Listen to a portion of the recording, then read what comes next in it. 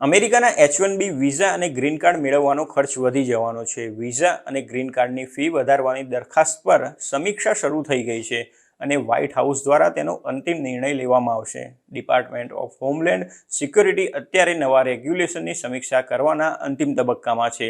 તેના કારણે અલગ અલગ પ્રકારની વિઝા કેટેગરીમાં વિઝા ફી વધવાની શક્યતા છે। ખાસ કરીને H1B વિઝા મેળવવા ખર્ચાળ બનશે।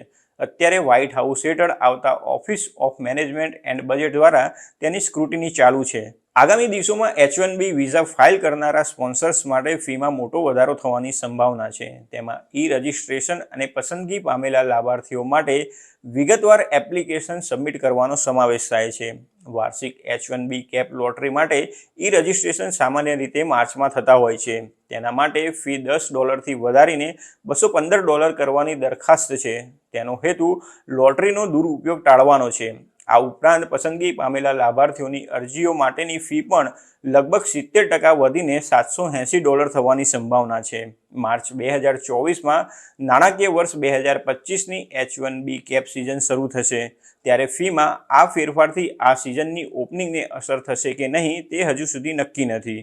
US ઇમિગ્રેશન એજન્સીએ તાજેતરમાં H1B એપ્લિકેશન માટે પ્રીમિયમ પ્રોસેસિંગ ફી વધારો કરવાની જાહેરાત કરી હતી। આ ફી 26 ફેબ્રુઆરીથી 12% વધીને $2805 થવાની શક્યતા છે।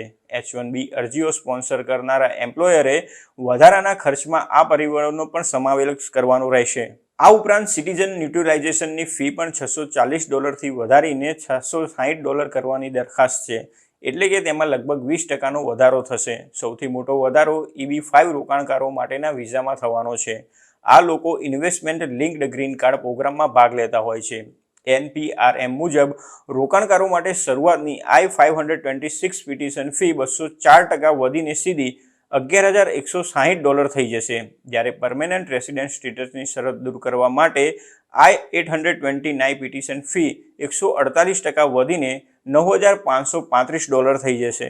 વિઝા અને ગ્રીન કાર્ડની ફી વધારવાની અસલ દરખાસ્ત જાન્યુઆરી 2023માં કરવામાં આવી હતી। NPRM એટલે કે નોટિસ ઓફ પ્રપોઝડ રૂલ મેકિંગે જુદી જુદી વિઝા સંબંધિત અરજીઓમાં ફી વધારવાની માંગણી કરી હતી। તેનું કારણ છે કે અગાઉ ઘણા વર્ષોથી આ ફી યથાવત હતી અને ફુગાવો વધ્યો તે મુજબ ફી એડજસ્ટ કરવામાં આવી ન હતી। ત્યાર પછી આ વધારો 2023માં ટાળવામાં આવ્યો હતો, પરંતુ 2024માં ફી વધારો થશે તે નક્કી છે। પરિણામે ઇમિગ્રન્ટ કર્મચારીઓને સ્પોન્સર કરતા અમેરિકન એમ્પ્લોયર્સનો ખર્ચો ઘણો વધી જશે।